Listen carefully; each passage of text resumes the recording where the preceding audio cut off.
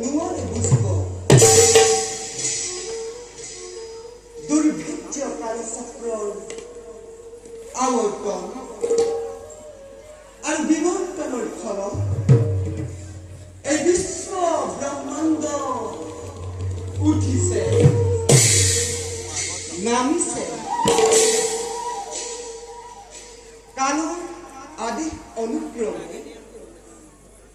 কতবাৰ ধৰিলো অৱতাৰ এই ধৰণে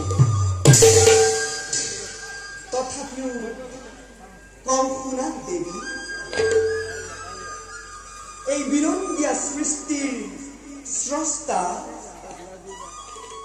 পৰম ব্ৰহ্মৰূপে আমি দেৱ নাৰায়ণ